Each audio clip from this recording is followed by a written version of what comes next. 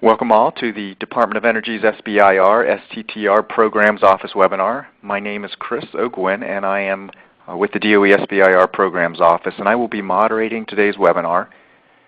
Today's presenter is the DOE SBIR STTR Programs Director, Dr. Manny Oliver.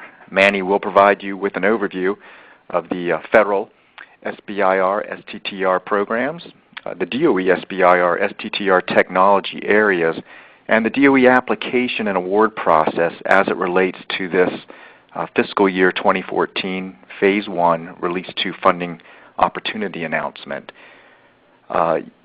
We will be taking texted questions, so feel free to send in your chat questions there at the lower left-hand side of your screen throughout the webinar, and at the conclusion of this, Manny will address these as time permits, and many of the questions that were submitted as part of registration have been worked into this webinar. So hopefully we'll be able to answer most, if not, most of your questions. I'd like to remind folks as you're sending in your text questions, please keep them focused on the funding opportunity announcement and not necessarily on the technology area or your innovation as it relates to the topics. Those questions should be directed to the topic managers as listed in the topics document in which you can find on our website. You'll see that website throughout the presentation at the bottom of the slide, many of the slides, and it will also be at the conclusion of our website listed there too. Or you can just Google DOE SBIR and you'll find our website fairly quickly. And I think that covers some of the intro stuff. Why don't we go ahead and kick off? I believe we got Manny on the line here. Manny? Okay, thanks, Chris. And as Chris mentioned, the presentation is kind of in three parts. Some of you have attended our webinars in the past, so it'll follow roughly the same format. We'll talk briefly about the federal programs, the programs as a whole, primarily for first-time applicants who may not be aware of other programs outside the DOE SBIR. And then we'll talk about the DOE SBIR and STTR programs.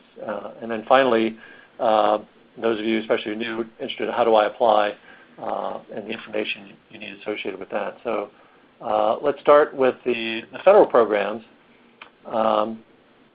In terms of the purpose of SBIR and STTR, the programs were created in the 80s and 90s. Again, they're two separate programs. I'll talk a little bit about the difference between the two in the next slide. But the motivation was to set aside federal R&D funding for small businesses, because small businesses often were at a disadvantage to compete for R&D funds compared to universities and large companies. And so, again, in the early 80s, the SBIR program was set up. And again, those were the goals when it was originally set up, shown at the top of the screen. And again, one of the things we want to point out, we do encourage participation by minority-owned and women-owned small businesses. There are no specific set-asides for any groups. It's a merit-based competition, but we do encourage participation by those groups. And the last goal there, in terms of the focus on private sector commercialization of federal R&D, that's actually gotten an increased emphasis, especially in the last few years. The area of technology transfer of innovations where the Department of Energy is funding work at universities and national labs. We would like to see those move out, at least those that have resulted in patents or other intellectual property to move out for private sector commercialization. Again, over time, the programs have evolved since their original charter, and we just want to emphasize that the emphasis on the commercialization has increased. Again, the programs are R&D programs, so we really only fund early-stage R&D, so I want to point that out, but we do want applicants, in terms of submitting their proposals, to let us know what the commercial potential of their inventions are. With regard to where this sits kind of in the whole funding chain, the type of funding, the amounts we have, and the type of work we fund really sort of competes with angel investing in the private sector. It's the early stage seed capital. Some venture firms also do seed stage funding. But the biggest difference between government funding in this area and I think private sector is that we have specific agency missions. and we are willing to take greater risk to succeed in those missions. And those missions, again, will vary by agency. In terms of the nature of the federal program, the oversight for the program is by the Small Business Administration. And although the Small Business Administration provides oversight in terms of policy directives and annual reports, it does not actually is not the organization that you would apply to seek funding. There are 11 federal agencies that run the SBIR and STTR programs, and here I'll mention the SBIR, again, was the earlier program, and there are 11 agencies that are listed there. For those of you new to the government, I apologize for the acronyms. I do have the acronyms listed on the next page in case you're wondering what all these agencies are. And the way the programs are funded, I want to point out, is that they do not receive appropriations from Congress. Congress doesn't give each agency a set of money to implement this. Instead, what happens is they take a percentage of each agency's extramural R&D budget. Extramural refers to R&D money that the agency sends outside the agency for research, as opposed to the intramural research, which is R&D performed at the agency. And again, for 2014, that's 2.8% of our extramural budgets. The STTR program, again, which is different, has more focus on tech transfer, and therefore requires collaboration with a nonprofit research institution like a university or a national lab.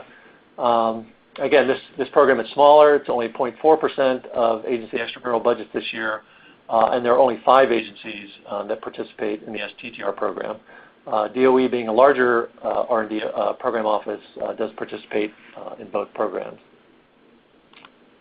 So when you look at the combined funding across the federal government, there's quite a bit of money going out through the SBIR and STTR program, so $2.4 billion in total. And you can see that it's not spread very equally. Certainly the largest source of R&D in the government is the Department of Defense, and then the second is the National Institutes of Health. DOE is kind of in that next tier with NASA and the National Science Foundation.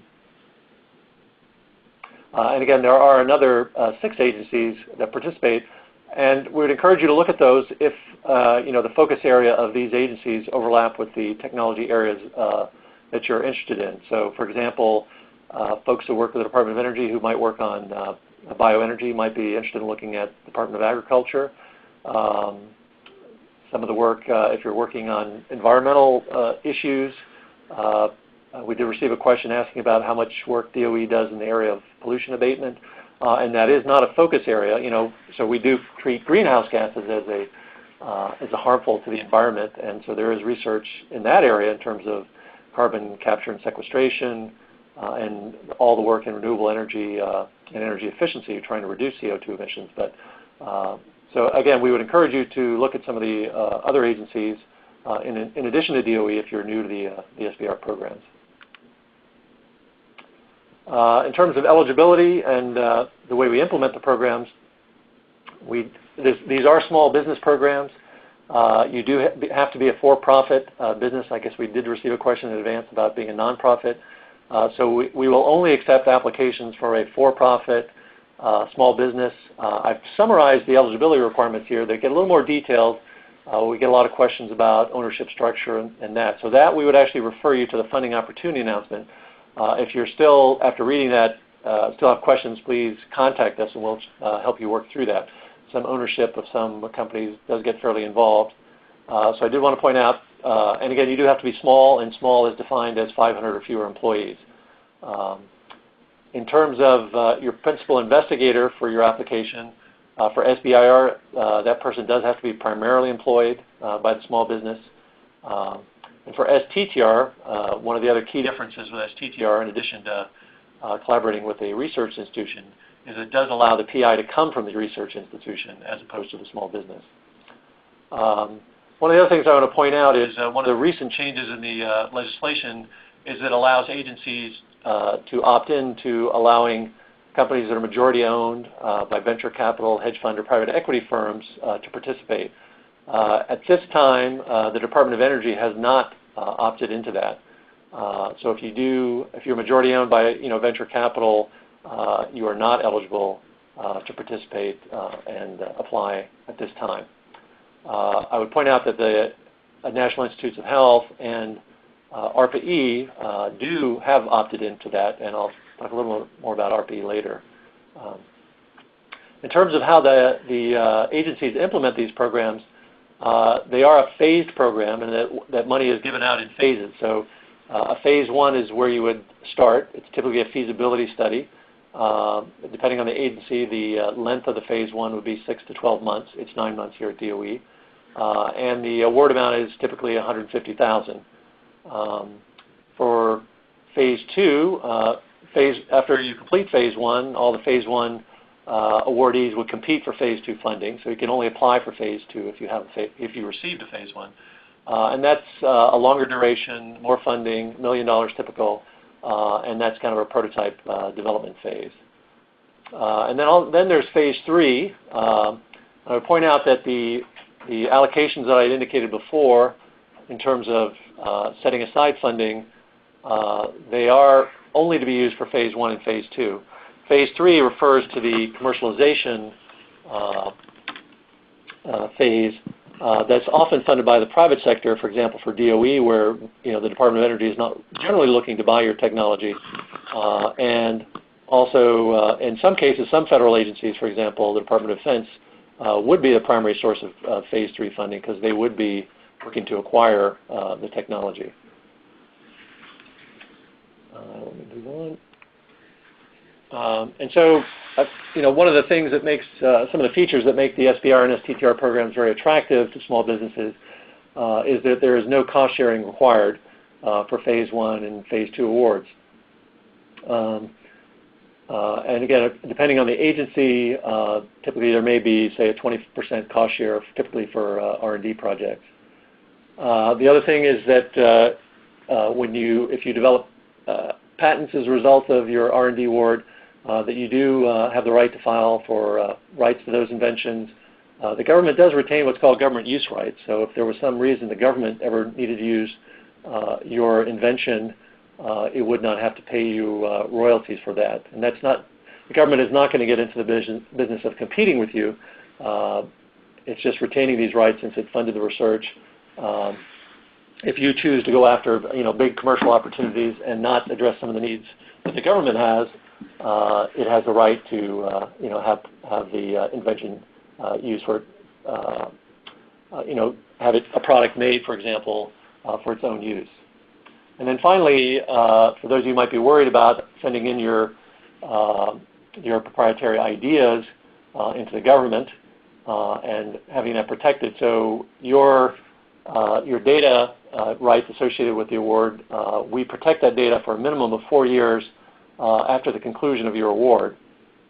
And that award period is extended, for example, if you continue to do R&D. So if after the end of your phase two, for example, we would wait 4 years. And if you're continuing to do the R&D or to move to phase three, that 4 years starts when you finish your R&D on that particular project.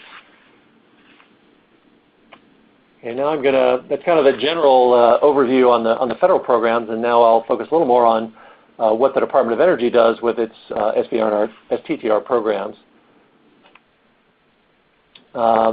This is the mission statement for the Department of Energy, and the important thing I wanted to point out here is that there are really 3 different technology areas that we work in. One that we are sort of best known for is this emphasis on clean energy. And clean energy can mean things like energy efficiency and renewable energy, but also means other energy sources, for example, fossil energy, where the focus is on how do we utilize that energy as cleanly and efficiently as possible, as well as nuclear energy. Another large area of R&D funding with the Department of Energy, though, is our work out of the Office of Science, which funds a lot of basic R&D. And that actually represents almost 2/3 of the R&D funding, the extramural R&D funding within the Department of Energy. And finally, the work in nuclear security. Because the Department of Energy actually makes the nuclear weapons for the Department of Defense, we have a very large effort in that area. The SBR programs, however, are really just focused on issues related to nonproliferation and environmental cleanup. On the next chart, I'm going to actually show the org chart, and I apologize, this is probably barely readable. And this used to be a little more, we just recently reorganized, which made this a little more challenging. So most of the, you'll see here, the secretary, there are 3 large offices headed by undersecretaries, and most of the R&D in the department now goes on this in the Undersecretary of Science and Energy. So this includes the Office of Science, and there are actually 6 research programs here within the Office of Science.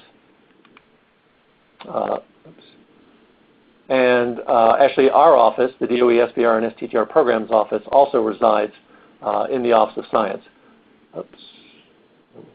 Under the NNSA, we have Defense Nuclear Nonproliferation, and under our Management and Performance Undersecretary, we have the Office of Environmental Management.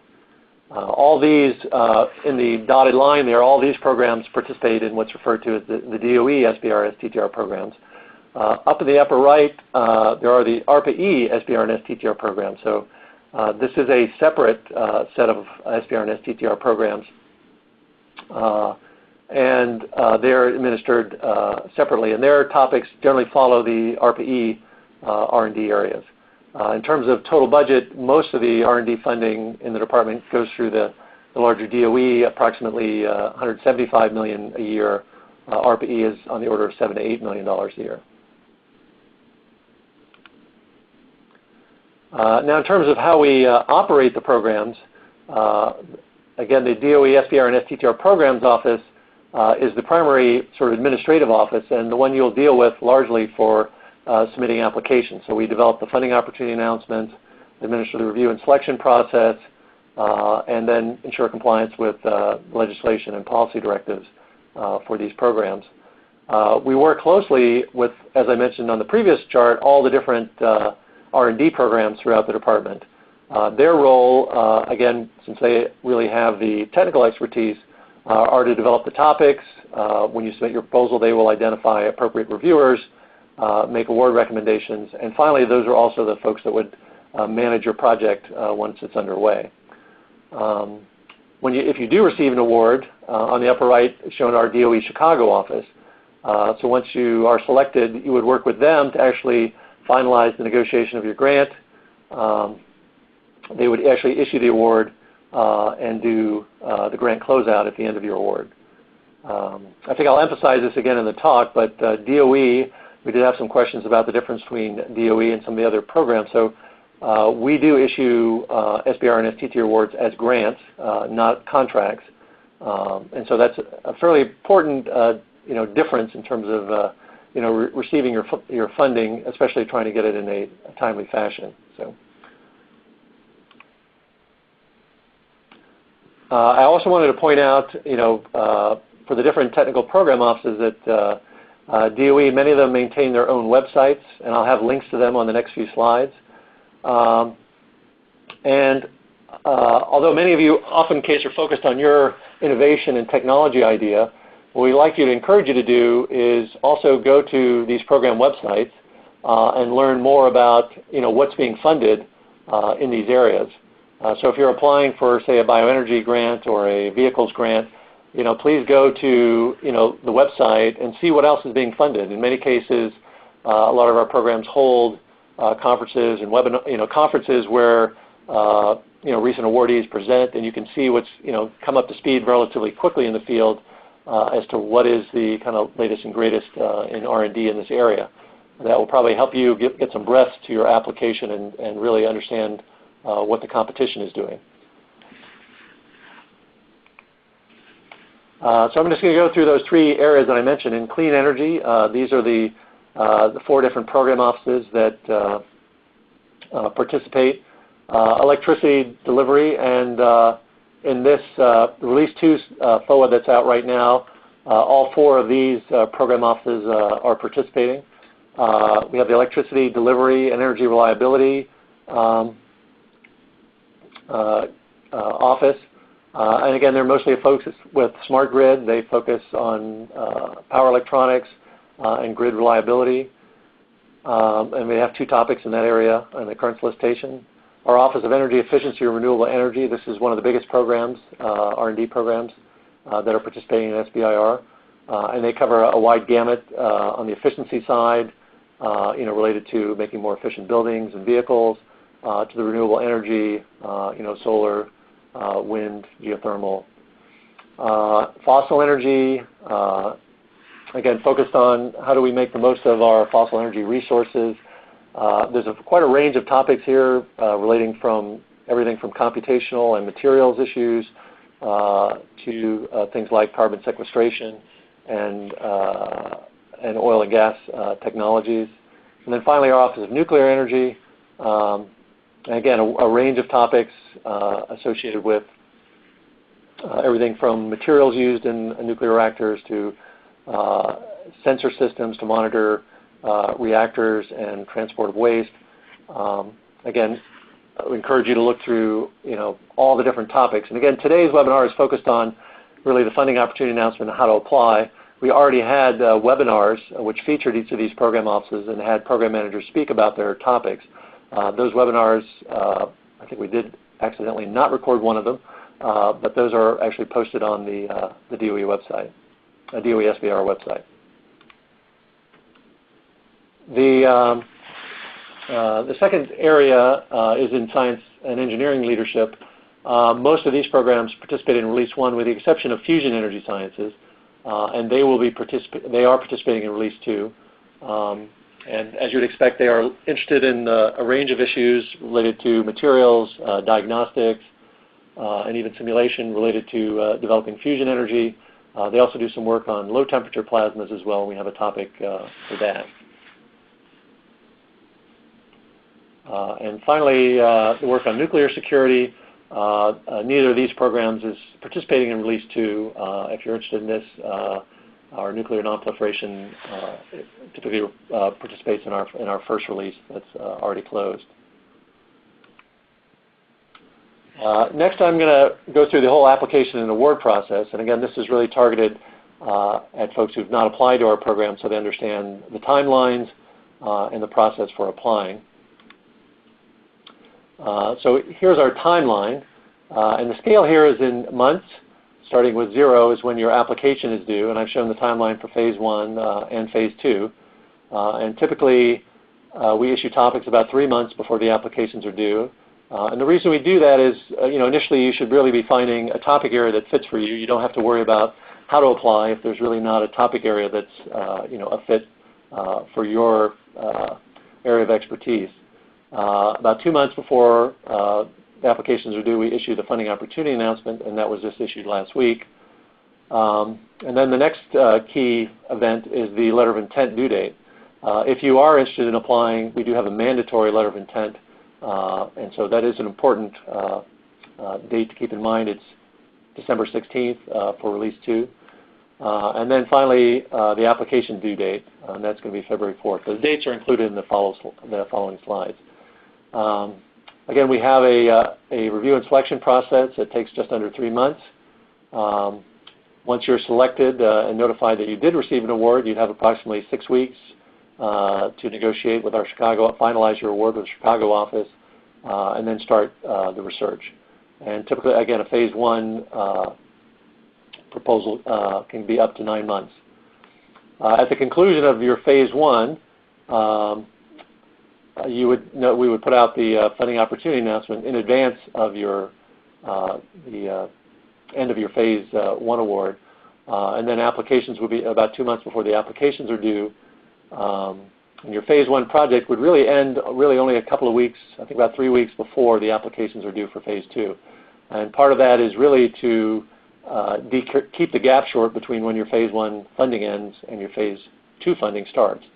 Again, we have a similar review and selection process and negotiation process. And then our Phase 2 budget period is typically about 2 years. In terms of the award amounts, we have 2 award amount sizes, and they vary with topic. For Phase 1, it would be either $150,000 or $225,000. And for Phase 2, it would be $1 million or $1.5 million.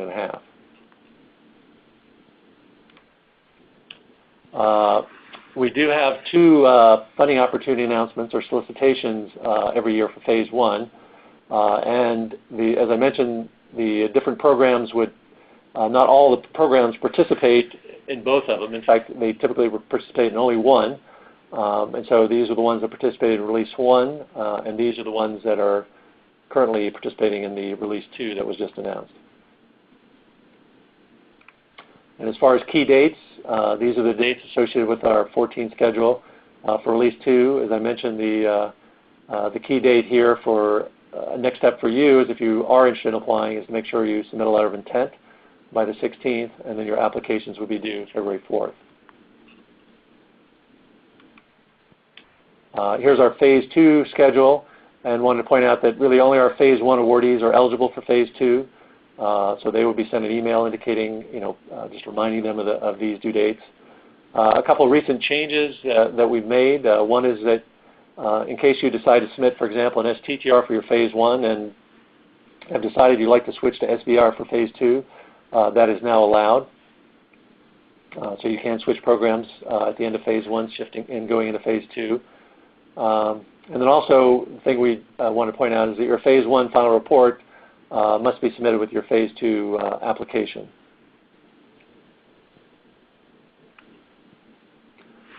Okay, so that was kind of the overview of the process, and I'm going to break it down into the individual steps and talk about each step in a little more detail. So as I mentioned on the process timeline, topics are the first thing that we would issue. And we did receive some questions about sort of the nature of our topics. And DOE typically uses what I would call very focused topics. Some agencies, such as NSF, may have what are termed very broad topics or investigator-initiated type applications. DOE is a mission agency. As I mentioned, some of the areas that we focus. We do fund a lot of work outside of small businesses at universities and national labs. We have a good, our finger on the pulse of what's going on in these R&D areas and where critical breakthroughs are needed. And therefore, the focus of a lot of the SBIR topics are what are seen as the critical mission needs for DOE. So we don't really have, we don't accept unsolicited SBIR proposals. They do have to align with the topic areas. We are a granting agency, so we want to point out that the communication with DOE program managers is allowed. So when you see our topics, we in fact encourage you to talk to the program managers. And in fact, we have a webinar just to have them shortly discuss what types of innovations they're looking for. Again, we've already held that for this particular funding opportunity announcement. The one thing I want to keep in mind is, the focus of your discussion with the DOE program managers is really, is what you're proposing fit within the topic area. They really can't advise you on whether you should submit or not, and those are your own decisions. But they can answer questions related to the work that you're proposing and whether it fits, in their topic area. On the next slide, we have a brief topic. This is actually one from Release 1. Just to show you the key parts of it. So again, we number each topic, and each subtopic has a letter. And the important thing is, when you do apply, you do need to let us know which topic and subtopic you're applying to. And this is a fairly important decision on your part, because if you pick something, even our program managers might look at something and say, "Wow, they really should have applied to a different topic or subtopic," but we will not independently move you around. Because if you've applied there, then that's what you feel is the best place to apply.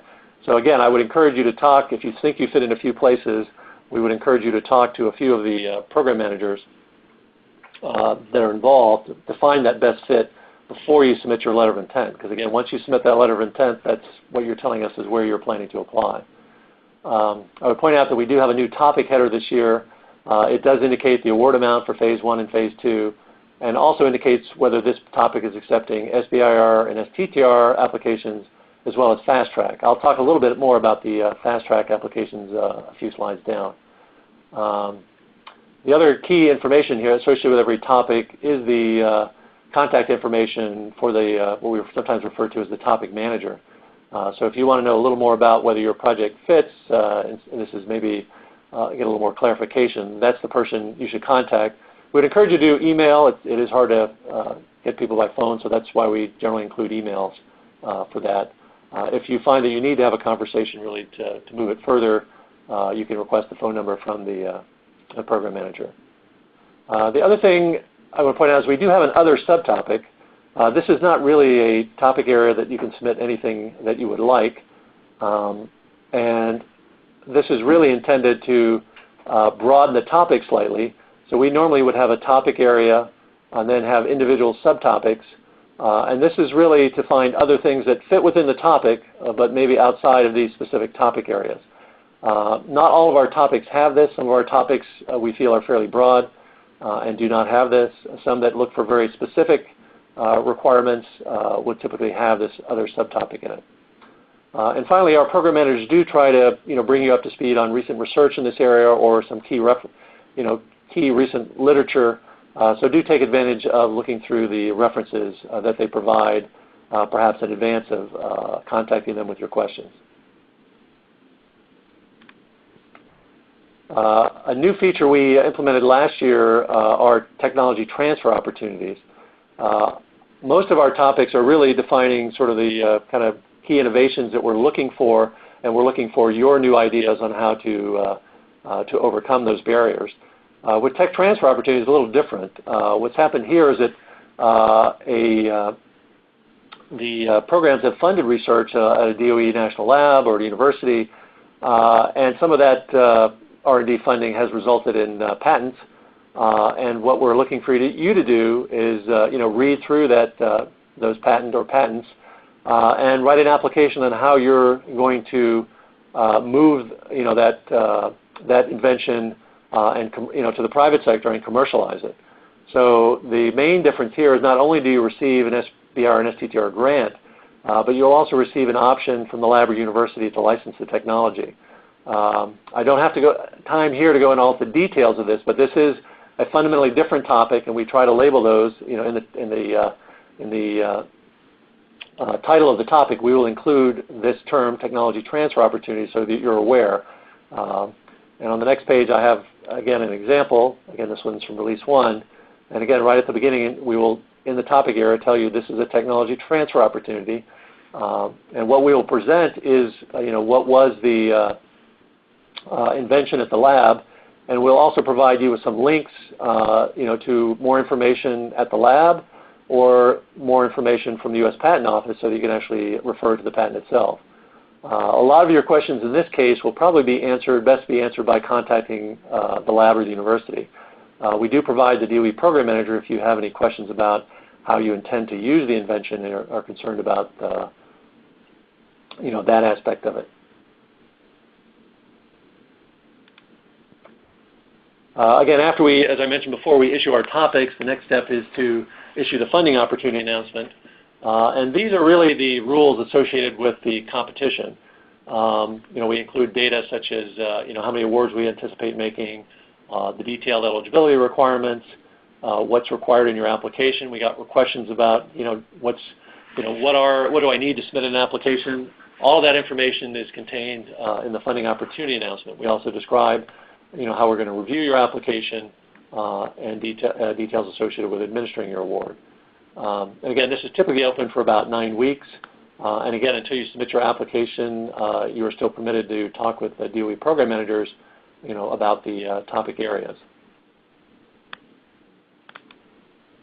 Once that's open, and as we mentioned for this funding opportunity announcement, the letter of intent is due only in a couple of weeks on December 16th. And in terms of what you must provide, here's the content.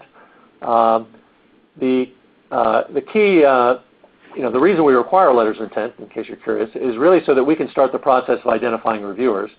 That gives us a head start so that when your application comes in, the reviewer's already been identified and we can start the review process. If we have to wait until we see your application, that just further delays the processing of your application. So when you're submitting your abstract, we're not looking for a simple one-sentence summary of the area you're working in. We're looking for technical information that tells us enough detail so that we can decide, oh, really we should look for reviewers with maybe a more chemical background, optical, mechanical, whatever it is, depending on the nature of the R&D that you're proposing. Please keep in mind that these descriptions should be non-proprietary. We don't accept proprietary information submitted with the letter of intent. The other key thing we're looking for is your list of collaborators. And the reason that's important is, as I mentioned, we're looking to assign reviewers. And if you have a collaborator from a particular university, business, or lab, we won't pick any reviewers from those institutions. The other key thing you need to tell us is whether this is a regular phase 1 or a fast track application. I apologize, I haven't mentioned what a fast track application is yet, but we'll get to that shortly. And one other point is we do limit the number of letters of intent and applications you can submit to a particular funding opportunity announcement, and that limit is 10. In terms of feedback you'll get from letters of intent, again, I mentioned the primary purpose is reviewer assignment. Our program manager will look at those letters of intent, and if they see that you appear to be non-responsive, and we can't really make a determination on how responsive you are until we see your full application. So all we're telling you at this time is if you appear to be non-responsive, we will send you a note that you appear to be so, and we would encourage you to reread the topic, perhaps contact the program manager again to make sure that the application you submit is responsive. If when you submit your application you're deemed non-responsive, we won't review it. And so that will be a wasted effort on your part. So we're trying to avoid that situation. And again, we won't provide you any feedback if you appear to be responsive. So we will only notify those folks that where we feel that there's an issue. In terms of how you submit your letter of intent, you would actually go to the DOE, the Portfolio Analysis and Management System, which is we refer to as PAMS. And here's the link right here. Again, for those of you attending today, you will get a copy of the presentation sent to you. So you can click on this link, go to the website. You do need to create an account, and your letter of intent will be submitted as a PDF file. On our website, we do have more information on instructions for the LOI, and as well as an example of a letter of intent. Okay, so once you're done with the letter of intent, the next stage is submitting your application. I want to talk a little bit about sort of the application process, what things you need to do. And then I'll finally get into details of the different types of application, SBIR versus STTR, and just a regular phase 1 versus a fast track application. We are a granting agency, and therefore our applications are submitted through grants.gov. Unfortunately, to submit an application through grants.gov, you have to do 3 different things. The first is you have to obtain something called a DUNS number. And the instructions for each of these steps is including in the grants.gov applicant user guide. There's a link right here. And so you have to obtain a DUNS number. You have to complete what's called a SAM registration. This is the System for Award Management. So anybody trying to get federal funding, whether through a grant or a contract, has to complete this registration. And then finally, you would be able to complete the grants.gov registration once you do either of these. One of the challenges we often see is that people are more focused on filling out their application and the technical issues, and then sometimes postpone all the details of applying to the last minute. So this is one area, because it requires 3 steps and one must occur after the other, and some of them, such as the SAM registration, may take a week by itself to complete. We would encourage you, if you're thinking about applying, to go ahead and start this process now. If you submit a letter of intent, there's probably still enough time at that point to go through this process. Do not wait until a week before the application is due to try to complete all these steps. You will not be successful. You will not be able to submit your application through grants.gov, and we will not be able to review it. So, in grants.gov, you'll be able to look up our solicitation and download the application package. So this is an example of an application package. It's actually a PDF document that has several documents embedded in it, and the instructions are contained in the document itself. But in addition to that, we do provide other resources. So that's the funding opportunity itself, in addition to the topics document, the funding opportunity, and then finally there's a separate set of instructions that just walks you through filling out this grant application. And again, all of these documents you can find on our website. When you fill out your application, here are the sort of the key elements of your application. As you expect, the actual technical proposal, or what we refer to as your project narrative, is the key document. Please be aware that we do have page and word limits.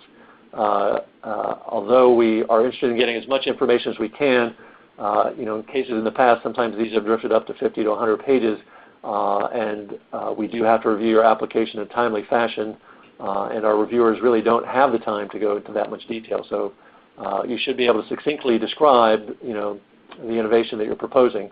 And here are the page limits depending on the type of application you're submitting. We also need your budget and the justification for your budget, description of your key personnel and their backgrounds. And then finally, another key piece is the commercialization plan. As I mentioned before, there's an increasing emphasis on commercialization, and DOE does require both a Phase 1 and a Phase 2 commercialization plan. We do have instructions on filling those out in the funding opportunity announcement. For Phase 1, we do have an example plan that you can click on if you're looking for more guidance. This one can be rather short. It can only be 2 to 3 pages. It doesn't have to be exhaustive. With Phase 1, I know you're primarily focused on the technical innovation. We do want you to start thinking about this. We don't want you to wait until Phase 2 to dig into it in depth. The Phase 2 commercialization plan is much more in depth, and the instructions for that are in the Phase 2 funding opportunity announcement. There's also an SBIR and STTR information sheet. These are mostly clickable boxes that you need to check with certain information that's required for all SBIR and STTR applicants. And here we've put in some of the key application errors. And some of these, which we would call serious or fatal errors, are the ones that prevent you from getting reviewed. In other words, we would end up declining you without review. So as I mentioned before, there are a number of people who just are not able to submit an application to grants.gov by the deadline because they failed to do the registrations. Or even more common is that you actually have to update your SAM registration every year.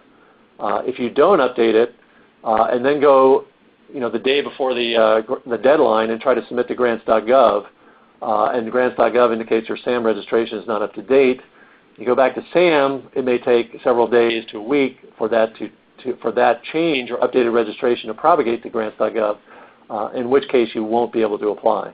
So even if you're a previous applicant, you need to go into SAM, update your registration. The other challenge we've seen is people forget or fail to submit a Phase 1 commercialization plan. Again, if you leave this out, we can't review your, this is a requirement, we cannot review your proposal. So the tricky part of this is you do submit it in a particular field 12 of research and related. Grants.gov does not check for that document specifically because it's in a field with a lot of other attachments.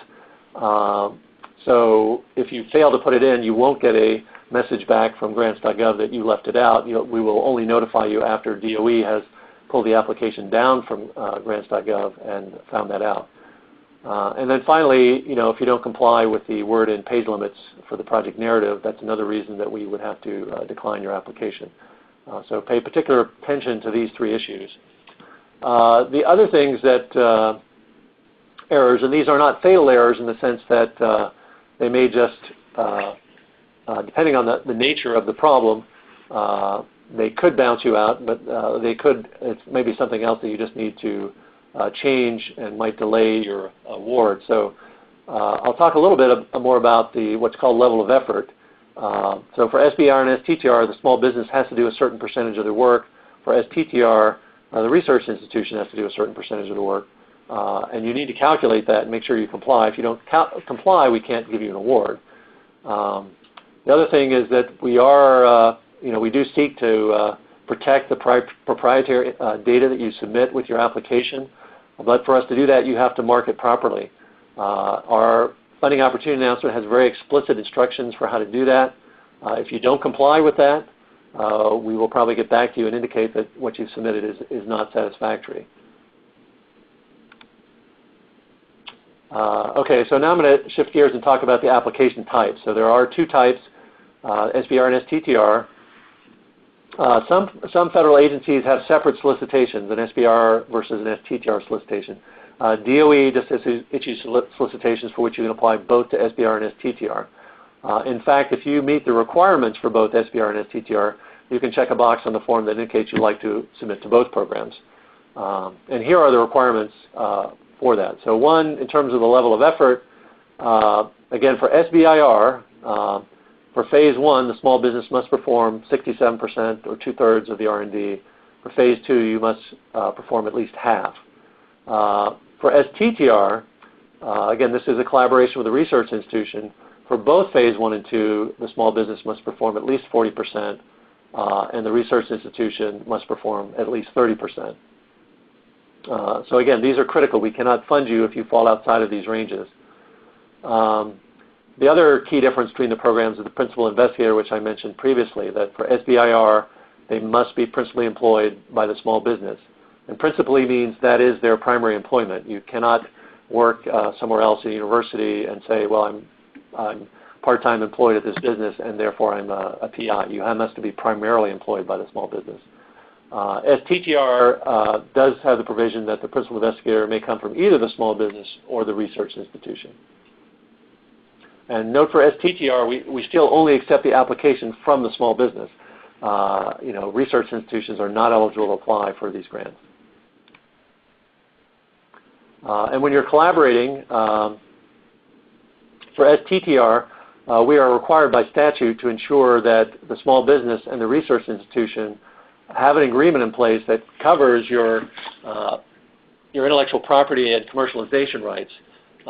If you don't have that in place, we cannot make you an award. So if you're not familiar with that type of an agreement, we do have a model agreement on our website that you can look at. But if you are planning for STTR, please go ahead and look at this. You don't have to submit this with your application, but before you receive an award, you do have to put this in place. For SBIR, again, there's no restrictions on it. You can also work with a research institution, a university, or a national lab. And in the past, we did have a waiver requirement for this, but that has been eliminated in the recent reauthorization. We got some questions on fast track. I see already coming through, and so I'm finally get around to talking about that. So when you submit, you can just apply for either the Phase 2 or a fast track, and a fast track is simply a combined Phase 1, Phase 2 application. So instead of describing the first 9 months of the project, you're actually going to define the first 9 months and the next 24 months. So your project narrative is going to cover the entire budget period, and your commercialization plan needs to be a Phase 2 commercialization plan, not the simpler Phase 1. In terms of why we have a fast track program, with our current process, you would get a Phase 1 grant that would be 9 months long. At the end, you would apply for Phase 2, but again, going through the award and negotiation process, there would be a gap here of about 5 months before you actually started your Phase 2 project. With the fast track, once you start, you're awarded for your Phase 1. We still have a checkpoint before you finish your Phase 1 to enable you to move on to Phase 2.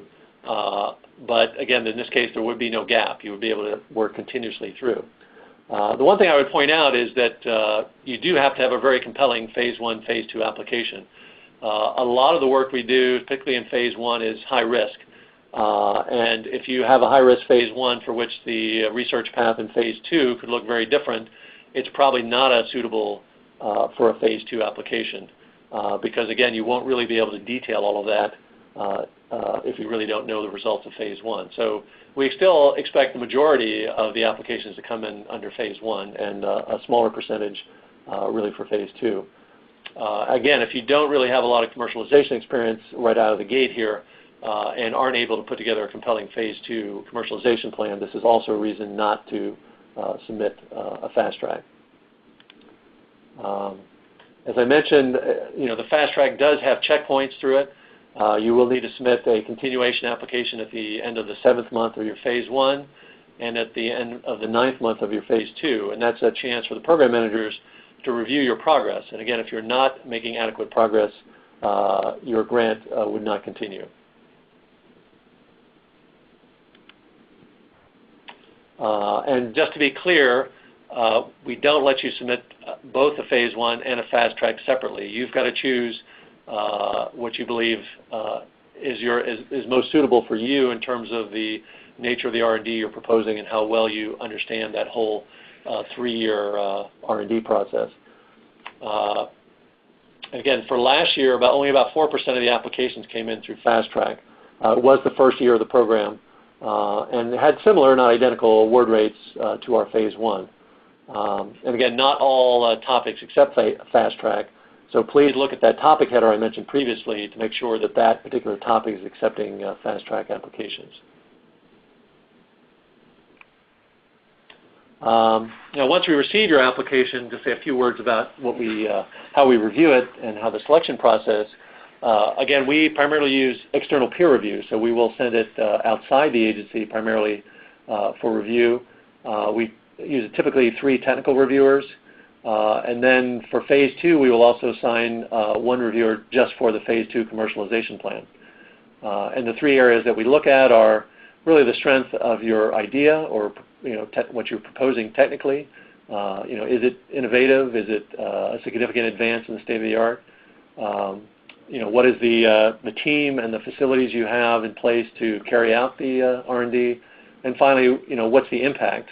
What's the impact on your company in terms of the products or services that you can bring to market, as well as the impact beyond that in terms of maybe it's a critical innovation related to our ability to detect beta or neutrons, beta radiation or neutrons, in terms of an NNSA type project, or its ability to improve our prospects for energy efficiency or renewable energy. So those are the 3 areas, and make sure your proposal captures those, because that's what we're looking at in the review criteria.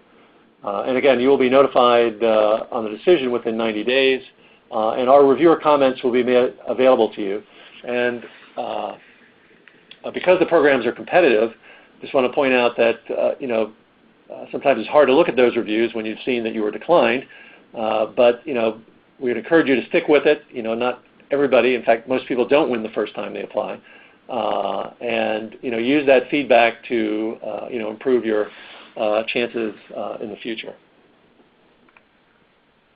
In case you're wondering where our reviewers come from, actually for DOE we have a large fraction of them coming from our national labs, about half, about a third from universities, a few from some other government labs, not DOE labs, and then also from the private sector. And again, when reviewers, in terms of looking at so again, they will keep your application information confidential.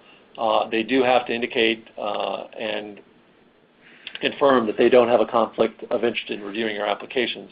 In fact, our program managers will typically select reviewers, again, based on looking at the nature of the research and the type of collaborators involved in making those assignments. So getting at the issue of what are your chances of winning an award. So again, these are our data for last fiscal year 13. Fiscal year 14 started October 1st. So, and again, for Phase 1, we received over 2,200 applications, made 320 awards. Here's our sort of award rate, 14%. We will let you know, actually, if you were actually recommended for funding and not awarded. So what we're trying to tell you here, so look at your letter carefully. You'll still be, in this case, this is a decline letter. But what we're trying to tell you is that there was nothing fundamentally wrong with your application. It's just that we don't have enough funding to award all the meritorious applications. That's different from the next group, which is those who are not recommended for funding. And here, based on the review process, we did identify issues for which we don't feel it's the right time to move forward with that proposal. And finally, we do have a small percentage, again, declined without review for some of the reasons that I mentioned previously, leaving out a Phase 1 commercialization plan or not being responsive to the topic area. Again, here's similar data for Fast Track. As I mentioned, we received a lot fewer Fast Track awards. The award rate was lower, 11%, but but we, again, had a much smaller statistics here in terms of the numbers.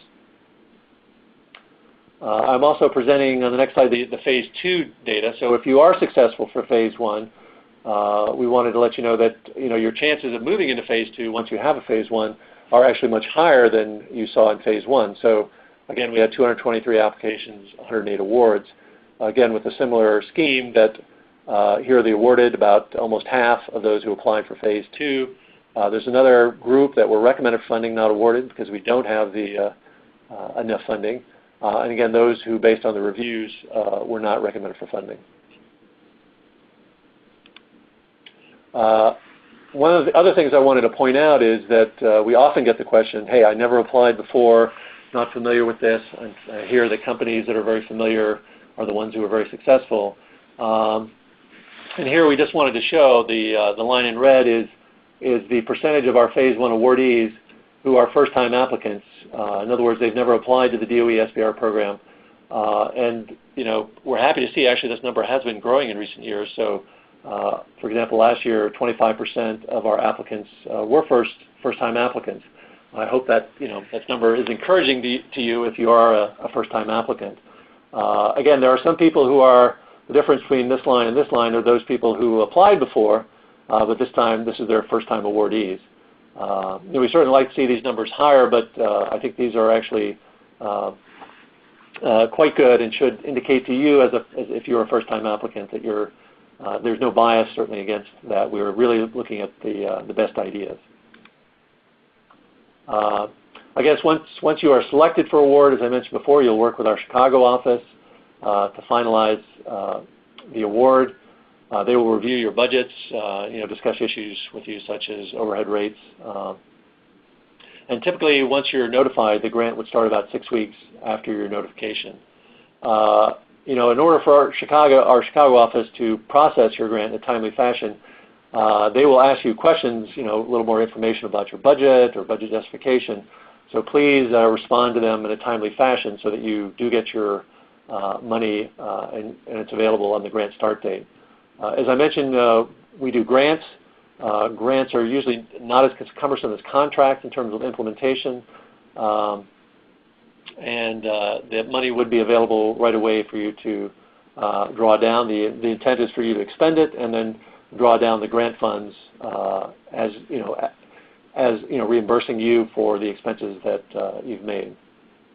Again, then you'll see the final terms and conditions associated with your award with regard to your intellectual property rights, and then also the reporting requirements. So please pay attention to those. Those relate to what technical reports you must submit as you go through your Phase 1 and Phase 2 awards. And there are also some financial reporting that's required as well. And finally, the Department of Energy and many other federal programs offer commercialization assistance. We often have many entrepreneurs who come in with a technical background as opposed to commercial background.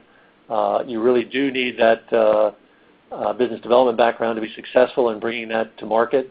To assist you in that regard, we do offer commercialization assistance during Phase 1 and Phase 2. The primary focus in Phase 1 actually is helping you develop your Phase 2 commercialization plan. And then in Phase 2, we have a whole sort of menu of options depending on what your path to commercialization is. So if you're going a licensing route, if you're trying to identify perhaps a large company as a commercialization partner, if you're looking to perhaps find markets both domestic and overseas, and need primary market research, those are some of the offerings that are available. Keep in mind we are limited to $5,000 for Phase 1 and $5,000 per year in Phase 2.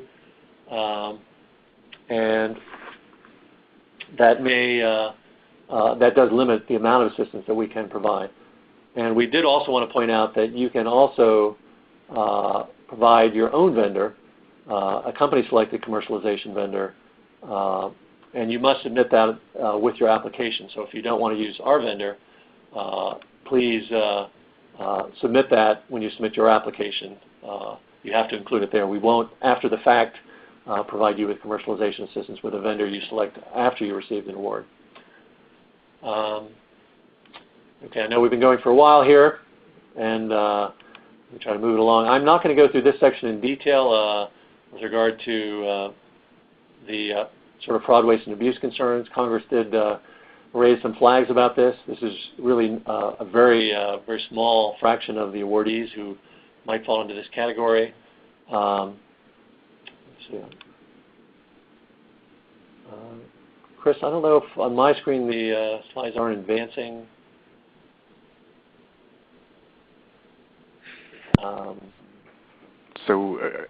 Have you lost network connection, Maddie? I think I did. What slide? Can you move through the slides? Yeah, we are on the IG slides, and right. I can okay. move it. So on slide 47, all I'm going to mention here is that when you do accept money for the government, and again, not trying to scare you off. Again, the vast majority of folks are trying to do the right thing to do what the program is really intended, to come up with innovations and drive them to commercialization. So that's all good, but there are occasionally people who might trip up on the rules, and probably the biggest one is that we have a lot of questions about is, can I submit the same idea to multiple agencies? And the answer to that is yes, but you have to be careful that you only accept one award. One of the biggest mistakes you could make is actually taking multiple awards for doing the same or essentially similar work. So you want to completely avoid that or the appearance of that, and always talk to the agency if you have something where you think there might even be the chance that somebody might construe that you're taking, getting 2 or 3 awards all for the same thing. Be very careful there. But otherwise, again, you must meet the eligibility requirements, be a small for-profit business, do the work in the United States. This is a domestic R&D program. And there's some other issues. I won't go into the details in the slides since we are running a little long, but that is the kind of the brief message for that. I think that ends the presentation. I wasn't going to go into much detail. I think we can just stop now for questions.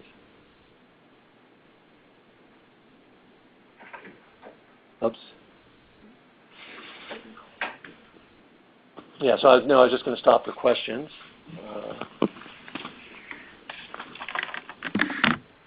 Okay, very good. Well, we are having a little bit of some technical difficulties here with our network connection, so bear with us as we read through some of these questions and try to maintain the connection. So let me go ahead and just start with one of the questions that we've received here, Maddie. Does submitting a proposal under an other subcategory put you at a disadvantage?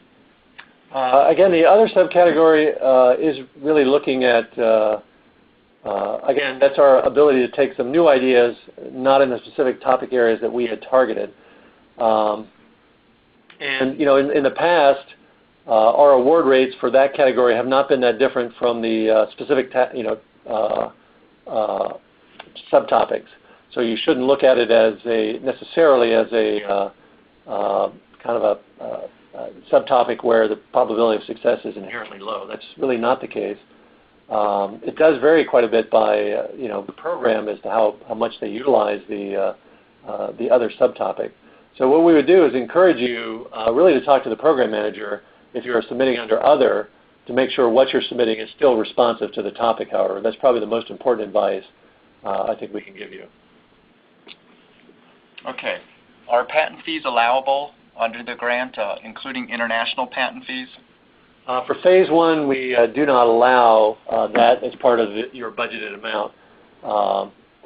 In Phase 2, you can look through the Phase 2 funding opportunity announcement, and we do allow for patent fees to be included in Phase 2. How about equipment? Is equipment purchased, for example, hydro turbines, an acceptable grant request?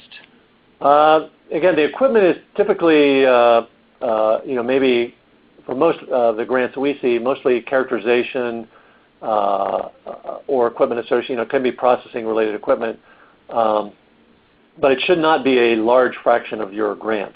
A grant, the equipment is really there to help you perform R&D. We are not really, using these grants to, help you acquire equipment. So keep that in mind. I mean, typically equipment might be less than 10% of the R&D budget. There may be exceptional cases where you have a very unique requirement, And again, even there, again, I encourage you to talk to the program manager to get their opinion if they think that's excessive. Okay, and here are two related questions. I'm proposing a renewable energy source that is not covered in the topics. Is there a general topic under which it could be submitted? And do you accept unsolicited applications for these grants?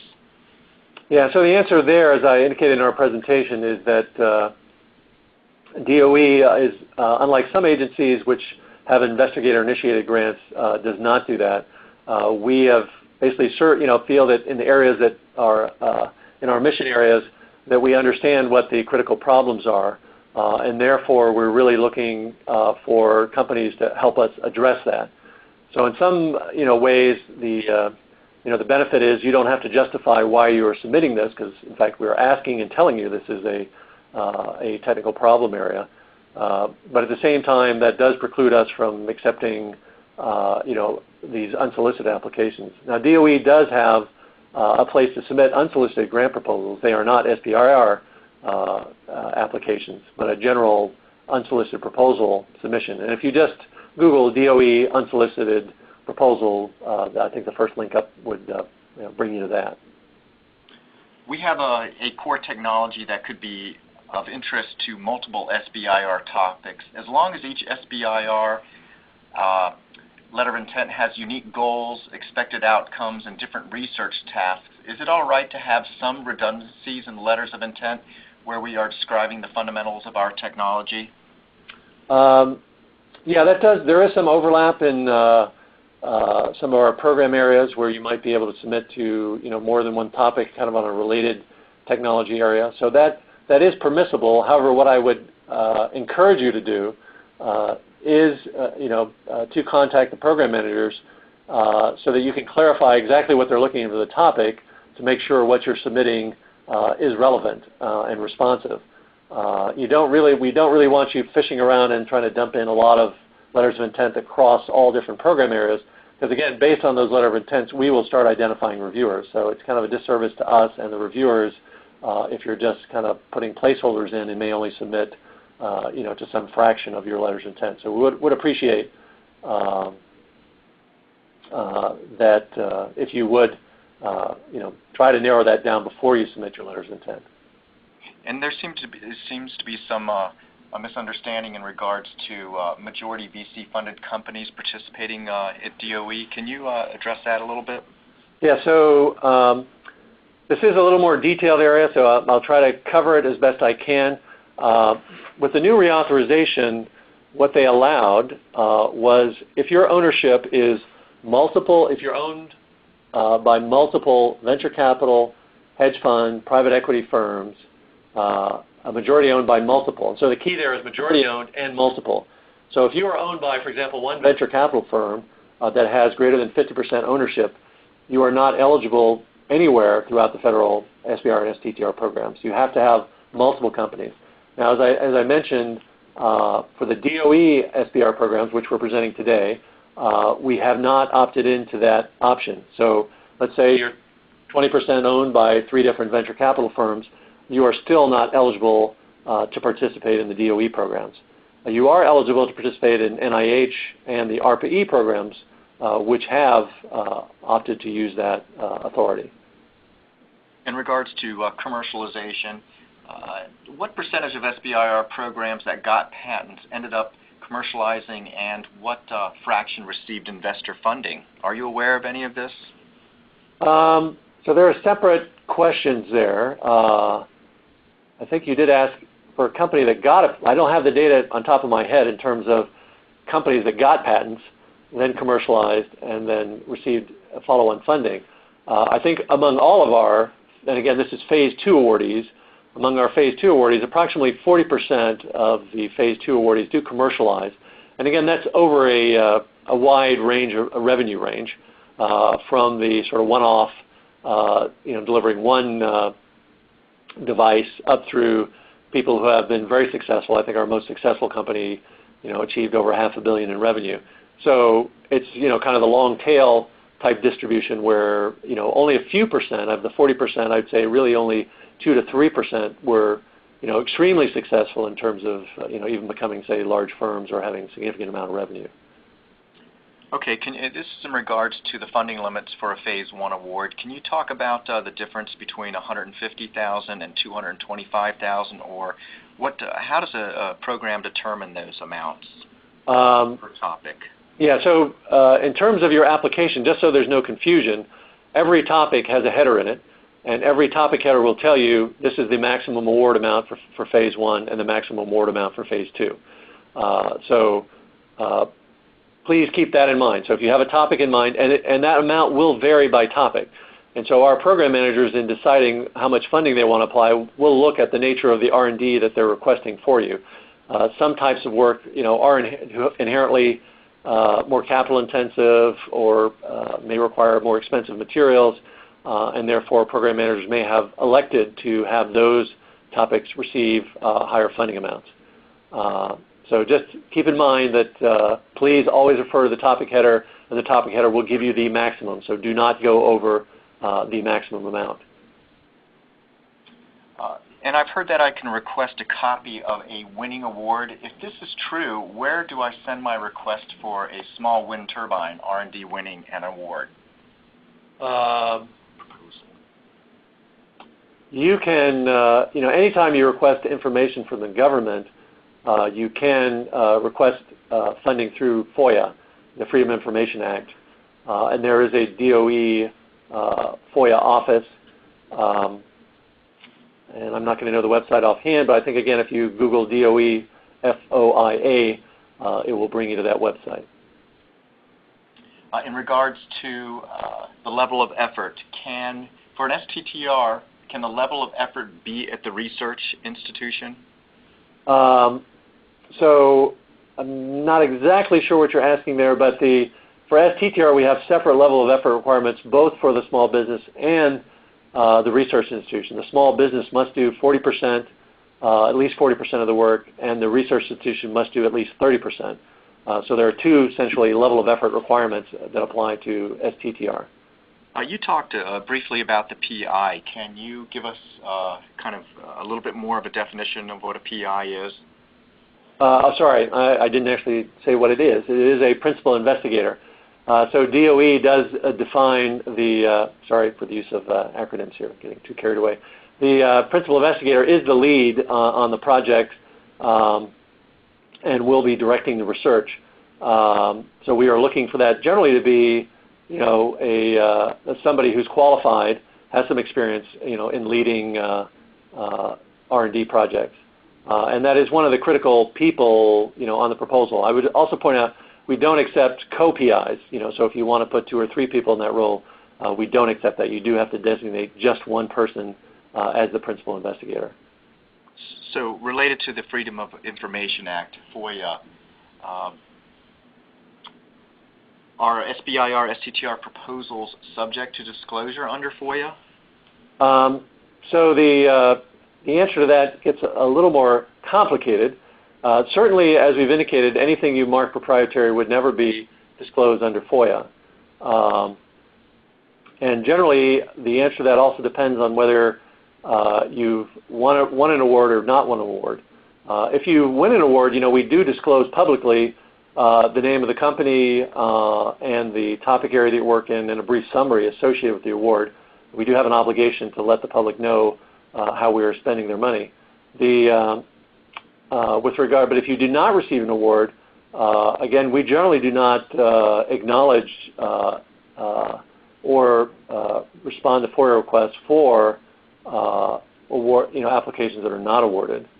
But again, there are very complex FOIA regulations, so I can't give you just a simple answer for that. As I said, it depends if you win or lose. But in any case, anything you mark proprietary would not be released. So that's why we put so much emphasis on that. Okay, and I would like to just note, too, that you will be receiving a copy of both this recorded webinar, a link to the recorded webinar, and a copy of the PowerPoint slides. And I'll point out many of the links that you're seeing in this webinar are not active in the actual webinar itself, but they will be active in the PowerPoint presentation. here's a question in regards to the topics and submitting. If a program area does not have an other category, will proposals that do not specifically address a listed topic be considered? Can those be submitted? Again, this gets really related to the question we had earlier about unsolicited proposals.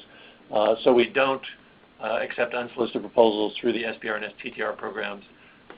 Again, I would encourage you, if you have some novel idea that doesn't really fit in some place, to contact the, again, Google DOE unsolicited proposals. There is a place within the department to submit those. And is there a sample LOI, letter of intent, available for us to see? Yes, there is a sample letter of intent on the website. But as I mentioned, it's fairly straightforward. It was just the information that I had presented on that slide. The key issues really are a technical abstract that's detailed enough so that we can assign reviewers and a list of your collaborators. That's the key pieces of information. We also just need to know you identify your small business and related information about the business. Is there an arbitration process for Phase 2 funding rejections if the initial reviewers appear to have misunderstood a portion of the Phase 2 submission?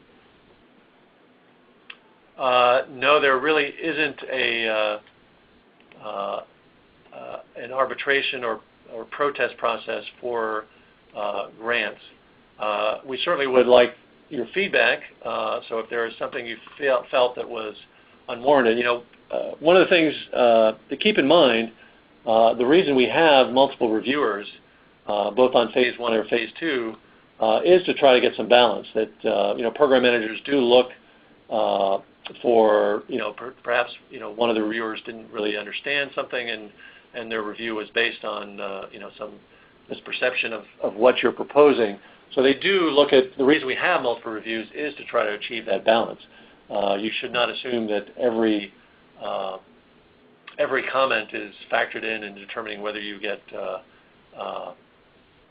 recommended for funding. The program manager makes a recommendation on reading the reviews. There's no automatic process based on reviewer scores to determine whether you receive funding or not.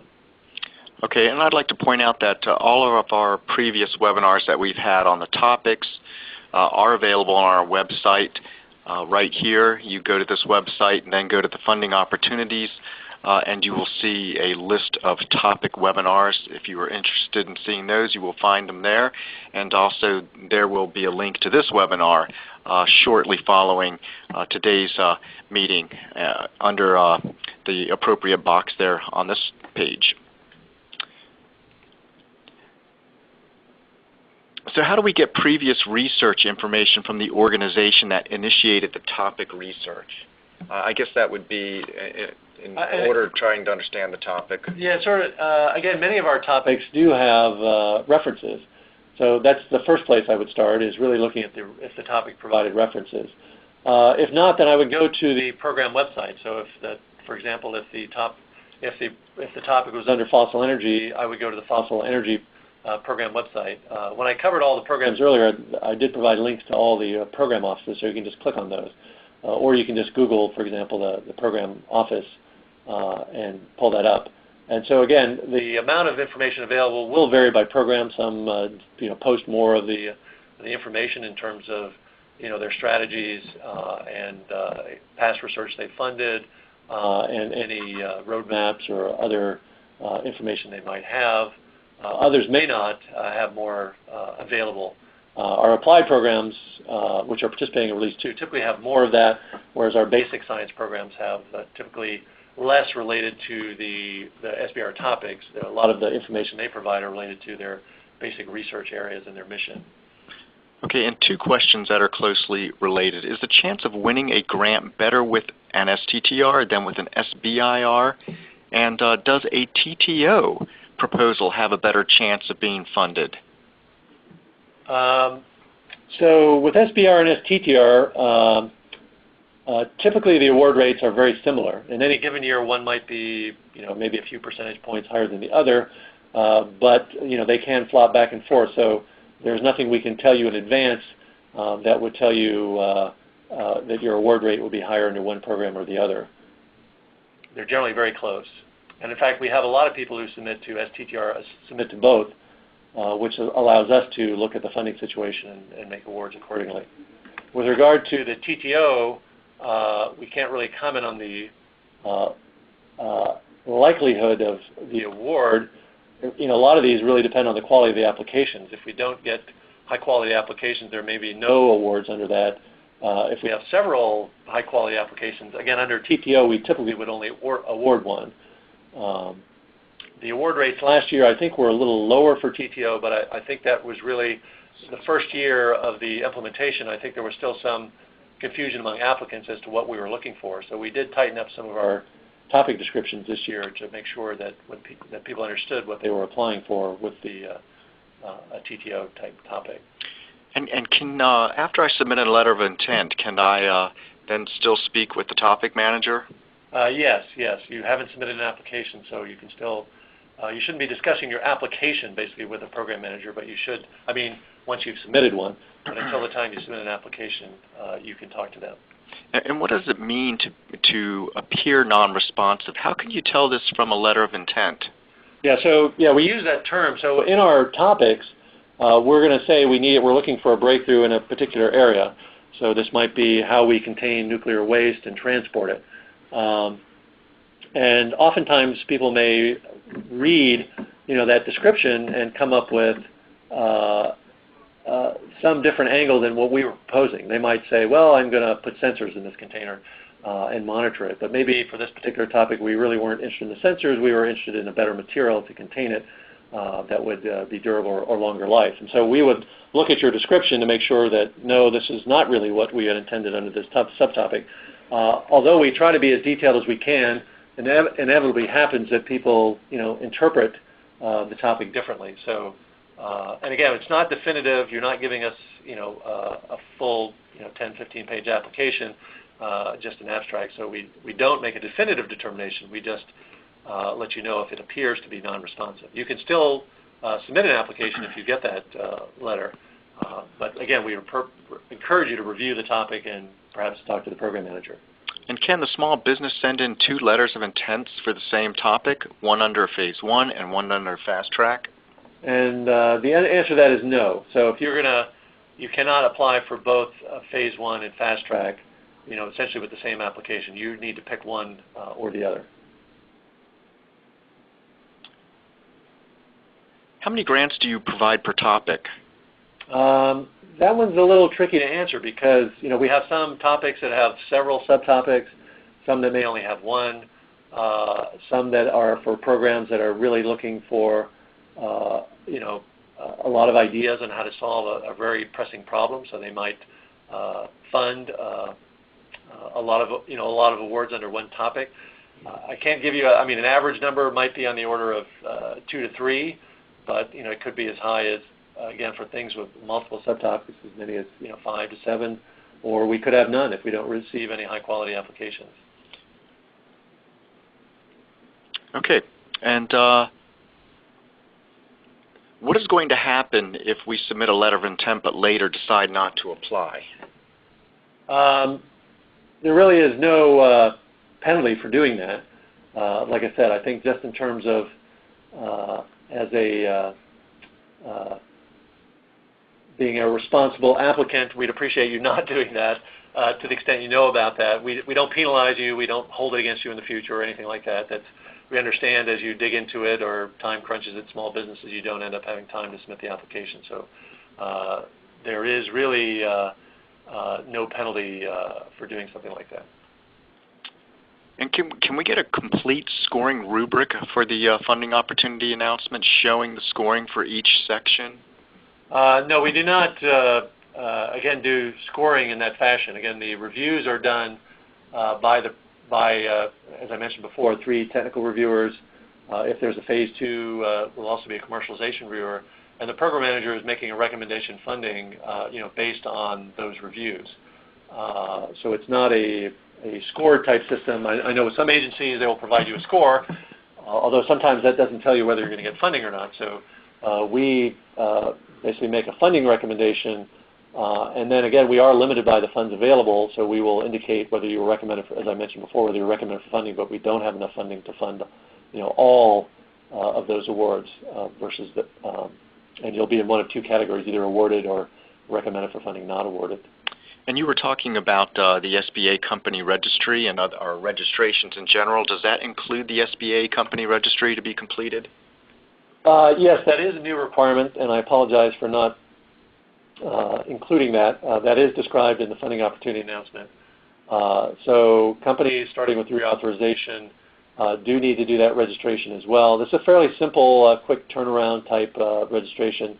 So you do need to be registered there. That's not a fatal error. If that's something we decide later that you had not submitted, we can go back to you and get that from you in terms of submitting an application.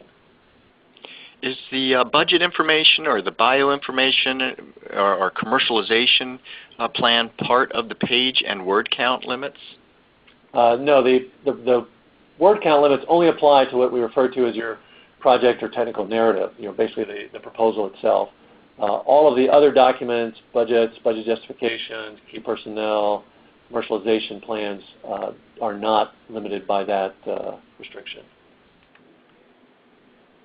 Is there a benefit to apply for both SBIR and STTR if you are eligible for both? And again, the primary benefit there is related to the funding available in those programs.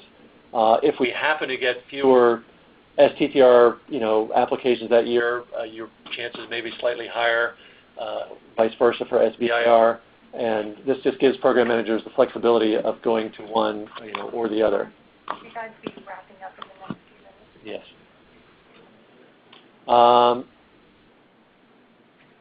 Okay, so another question here. Chris had to step out. So what constitutes early stage R&D versus R&D done but no proven technology solution?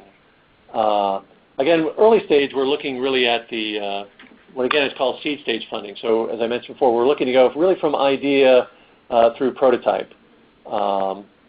And again, I'm not sure what you mean by proven, because again, even going through that cycle, again, you may address some key issues in terms of the feasibility or viability of a new technology, but typically even then you won't get all the requirements captured at that stage.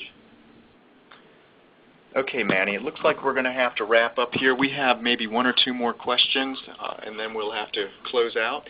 Regarding the level of effort, is it percentage measured in dollar, time, or some other factor? Yeah, the level of effort is based on your budget. So actually, once you have your budget, you can actually plug the numbers from the different line items in your budget in, and it will determine, and again, we have a spreadsheet on our website that would help you. All you do is move the line items from your budget into the spreadsheet, and it will calculate the level of effort for you. So we would encourage you to use that spreadsheet. Okay, and one last question. If you apply for the fast track and it is determined to be too risky, can a Phase 1 be awarded instead? And the answer to that is no. Again, the reviews that we do are based on your full Phase 2, so we cannot, we don't do a separate review of the Phase 1. We look really at the combined application, so we don't actually make a down select to a Phase 1 off of a fast track. So I think we're going to have to wrap up and end with that. There was one other question here I was going to ask. Can a national lab submit it through grants.gov on behalf of a small business? And the answer to that is no. We only take applications from small businesses. So if you do have any other questions, please, I think on our website here, on the page right now that we have our email. If you want to submit any remaining questions to the email address shown there, we will get back to you with answers to that. So sorry to cut off. I know we've been going for quite some time. And yes, and we're going to keep to our time limit of 3:30 here. Let me point out to you that, once again, you will receive the PowerPoint slides and the recorded webinar soon after today's presentation, but you'll also be receiving an opportunity to comment on today's presentation. So you can let us know what worked and what didn't work and what you may have wanted to see in the future or what you would like to have seen today. Again, well, thank you very much for attending, and this concludes our webinar. Thank you.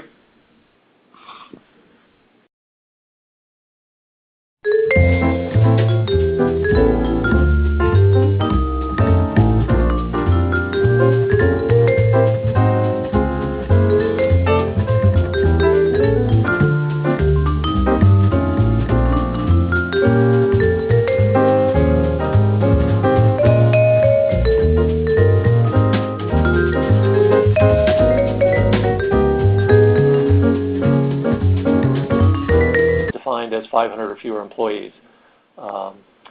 In terms of your principal investigator for your application, for SBIR, that person does have to be primarily employed by the small business.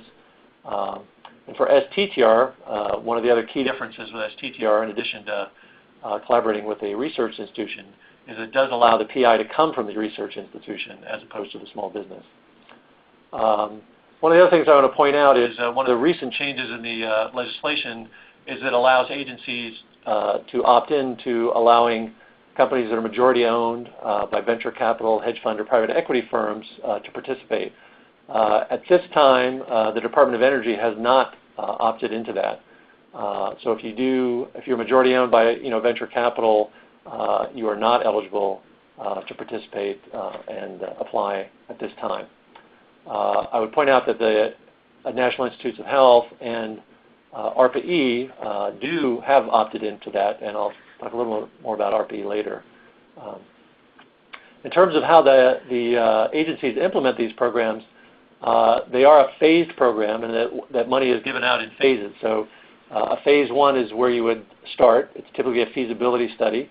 Depending on the agency, the length of the phase one would be 6 to 12 months. It's 9 months here at DOE.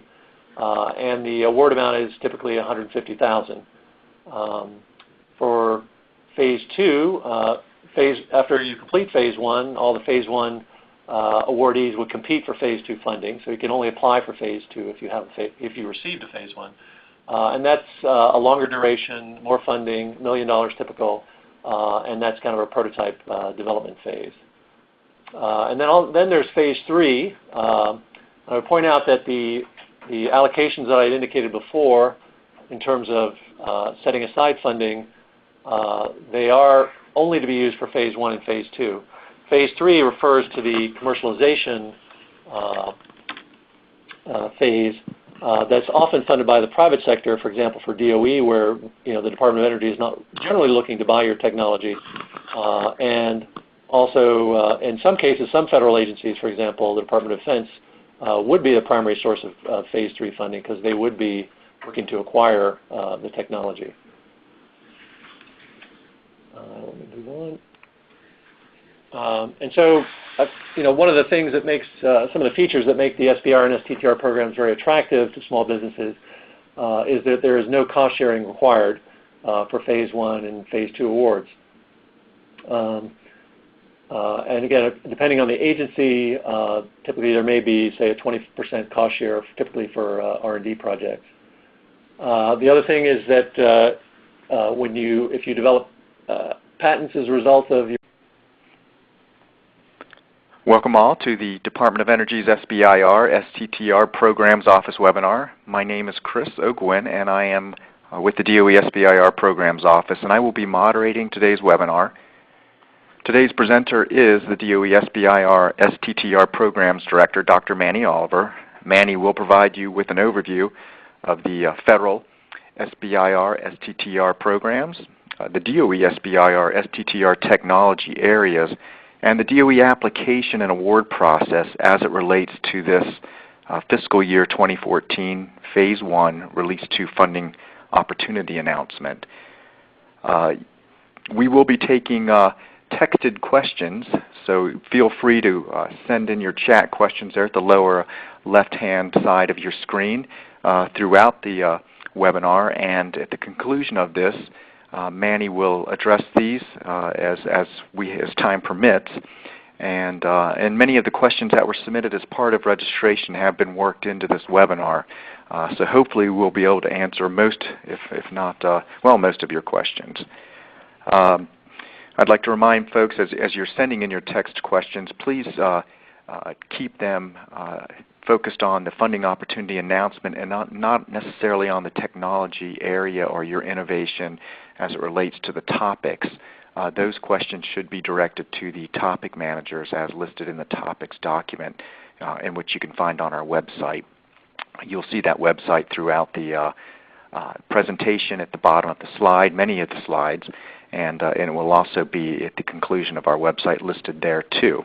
Or you can just Google DOE SBIR and you'll find our website fairly quickly. And I think that covers some of the intro stuff. Why don't we go ahead and kick off? I believe we got Manny on the line here. Manny? Okay, thanks, Chris. And as Chris mentioned, the presentation is kind of in three parts. Some of you have attended our webinars in the past, so it'll follow roughly the same format. We'll talk briefly about the federal programs, the programs as a whole, primarily for first-time applicants who may not be aware of other programs outside the DOE SBIR. And then we'll talk about the DOE, SBIR, and STTR programs. And then finally, those of you, especially new, interested in how do I apply, and the information you need associated with that. So let's start with the federal programs. And in terms of the purpose of SBIR and STTR, the programs were created in the 80s and 90s. Again, they're two separate programs. I'll talk a little bit about the difference between the two in the next slide. But the motivation was to set aside federal R&D funding for small businesses, because small businesses often were at a disadvantage to compete for R&D funds compared to your R&D award, that you do have the right to file for rights to those inventions. The government does retain what's called government use rights. So if there was some reason the government ever needed to use your invention, it would not have to pay you royalties for that. And that's not, the government is not going to get into the business of competing with you. It's just retaining these rights since it funded the research.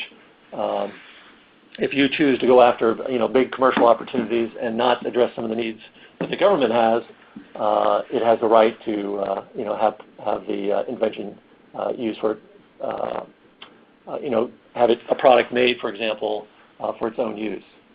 And then finally, for those of you who might be worried about sending in your proprietary ideas into the government and having that protected, so your data rights associated with the award, we protect that data for a minimum of 4 years after the conclusion of your award.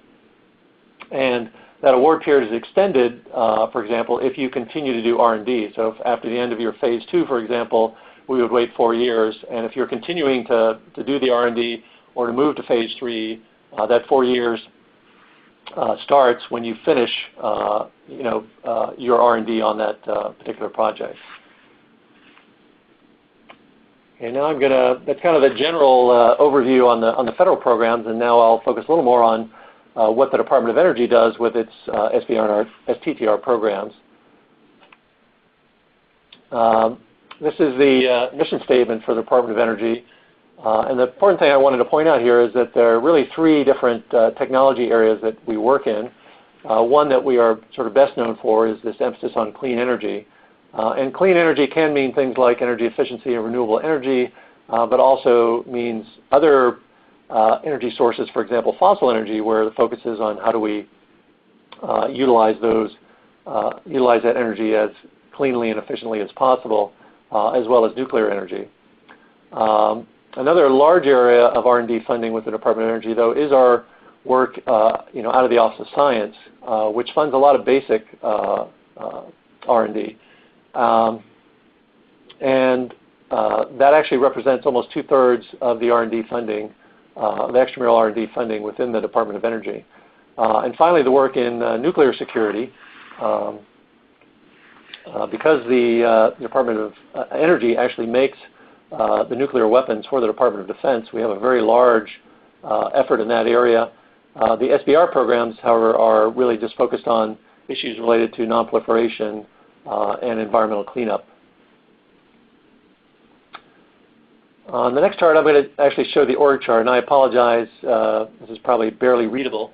And what happens is they take a percentage of each agency's extramural R&D budget.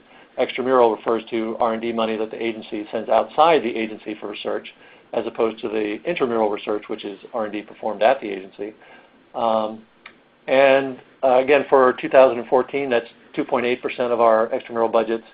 The STTR program, again, which is different, has more focus on tech transfer, and therefore requires collaboration with a nonprofit research institution like a university or a national lab.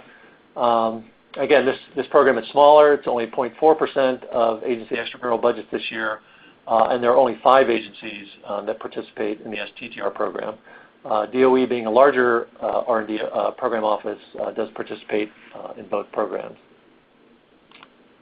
So when you look at the combined funding across the federal government, there's quite a bit of money going out through the SBR and STTR programs, so $2.4 billion in total.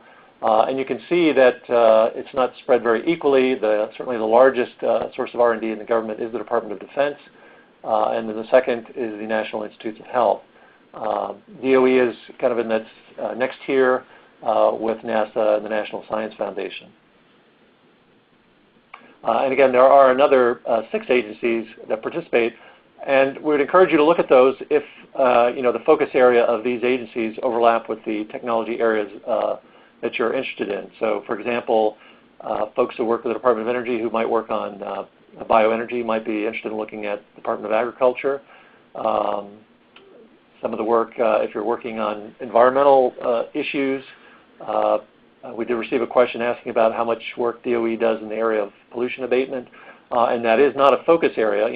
So we do treat greenhouse gases as a harmful to the environment, and so there is research in that area in terms of carbon capture and sequestration, and all the work in renewable energy and energy efficiency, trying to reduce CO2 emissions. But so again, we would encourage you to look at some of the other agencies in addition to DOE if you're new to the SBR programs. In terms of eligibility and the way we implement the programs, these are small business programs. You do have to be a for-profit business. I guess we did receive a question in advance about being a nonprofit. So we will only accept applications for a for-profit small business. I've summarized the eligibility requirements here. They get a little more detailed. We get a lot of questions about ownership structure and that. So that we would actually refer you to the funding opportunity announcement. If you're still, after reading that, still have questions, please contact us and we'll help you work through that. Some ownership of some companies does get fairly involved. So I did want to point out, and again, you do have to be small in small universities and large companies. And so again, in the early 80s, the SBR program was set up. And again, those were the goals when it was originally set up, shown at the top of the screen. And again, one of the things we want to point out, we do encourage participation by minority-owned and women-owned small businesses. There are no specific set-asides for any groups. It's a merit-based competition, but we do encourage participation by those groups. And the last goal there, in terms of the focus on private sector commercialization of federal R&D, that's actually gotten an increased emphasis, especially in the last few years. The area of technology transfer of innovations where the Department of Energy is funding work at universities and national labs. We would like to see those move out, at least those that have resulted in patents or other intellectual property to move out for private sector commercialization. Again, over time, the programs have evolved since their original charter, and we just want to emphasize that the emphasis on the commercialization has increased. Again, the programs are R&D programs, so we really only fund early stage R&D, so I want to point that out, but we do want applicants, in terms of submitting their proposals, to let us know what the commercial potential of their inventions are. With regard to where this sits kind of in the whole funding chain, the type of funding, the amounts we have, and the type of work we fund really sort of competes with angel investing in the private sector. It's the early stage seed capital. Some venture firms also do seed stage funding. But the biggest difference between government funding in this area and I think private sector is that we have specific agency missions, and we are willing to take greater risk to succeed in those missions. And those missions, again, will vary by agency. In terms of the nature of the federal program, the oversight for the program is by the Small Business Administration. And although the Small Business Administration provides oversight in terms of policy directives and annual reports, it does not actually is not the organization that you would apply to seek funding. There are 11 federal agencies that run the SBR and STTR programs, and here I'll mention the SBIR, again, was the earlier program. And there are 11 agencies that are listed there. For those of you new to the government, I apologize for the acronyms. I do have the acronyms listed on the next page in case you're wondering what all these agencies are. And the way the programs are funded, I want to point out, is that they do not receive appropriations from Congress. Congress doesn't give each agency a set of money to implement this. Instead,